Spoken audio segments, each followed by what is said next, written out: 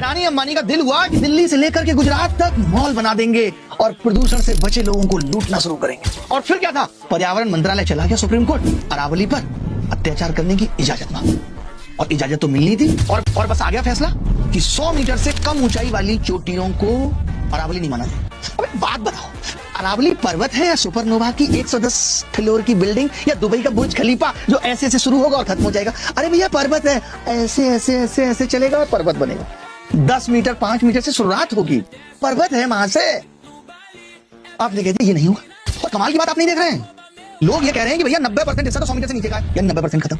फिर एक और क्या है कि अगर 500 मीटर की दूरी पर है तो उसे भी अरावली का हिस्सा नहीं माना जाएगा, यानी अरावली खत्म। मेरी एक बात समझ नहीं आ रही, छोटे बड़े बहुत बड़े सब इन्फ्लुएंसर, सब जीएस के टीचर, खान सत्तर, सब यही बता रहे हैं कि अरावली से इतना नुकसान हो जाएगा, ये हवाएं यहाँ आएंगी, हिमालय पे चिपक जाएंगे, हिमालय ढह जाएगा, तमाम तरीके का लॉजिक दे रहे हैं। तो मेरी ये समझ में नहीं आ रही कि ये लॉजिक उस कमेटी ने क्यों नहीं बताए जब ये फैसला आने वाला था। उसने भी तो बताए होंगे, क्या जज साहब ने बस ऐसे ही फैसला बना दिया?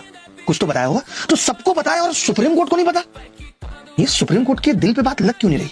क्यों ना एक प्रेस कॉन्फ्रेंस करके बता दिया जाए कि माजरा क्या है। मैं भी एक इंटरव्यू देखा था, पर्यावरण मंत्री हैं भूपेंद्र जी, वो इस चीज को ठहरा रहे थे सही। उनका कहना यह था कि देखिए भाई, अरावली पर्वत पे क्या है, 60% पे तो एग्रीकल्चर ऑलरेडी है, तो मिटाने का सवाल ही नहीं उठता।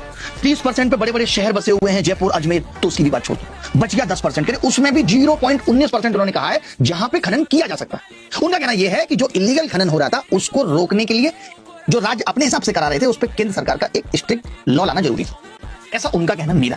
वैसे आप इस सरकार की मंशा को जानते थे, ये एक पेड़ लगाएंगे मां के नाम तो उसको सही ठहरा देंगे, सबको लगाना चाहिए।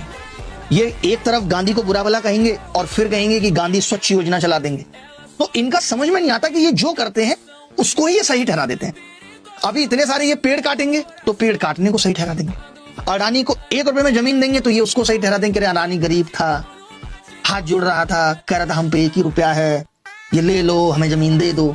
आप ऐसे ही देख लो, ये जमीनें तो सिर्फ 1 रुपए में बिकती हैं, डीलें तो अडानी अंबानी से होती हैं। तभी तो पार्टी फंड में 2014 में जहां 700 करोड़ थे आज 7000 करोड़ हो गए। मैंने नहीं चेक किया, रिपोर्ट कहती है जो ये इलेक्शन कमीशन में जमा करते हैं, हर पार्टी को जमा करनी पड़ती। तो भैया इस तरीके से देश के संसाधनों को बेचा जा रहा है और अपनी जेबें भरी जा रही हैं। और ऊपर से सब क्या करें, आगे आने वाली पीढ़ी का सोचो, आगे आने वाली पीढ़ी का सोचो। ये कैसे सोचेंगे? इनकी तो कोई पीढ़ी आगे आने वाली है ही नहीं। बल्ले बल्ले, इनको क्या मतलब, ये तो चले जाएंगे ऐसे करके। भुगतेगा कौन? हमारे आपके बच्चे। ये देश तुम्हारे बाप की बपौती नहीं है, ये देश हम सबका है। अगर 5000 ट्रैक्टर राजस्थान से चल दिए हैं अरावली का फैसला बदलवाने के लिए, तो जैसे कुत्ते वाला फैसला बदला था ये भी बदला जाना चाहिए। सेव अरावली, सेव पेड़, सेव युवा भारत का जो बेरोजगारी की मार से करा रहा है।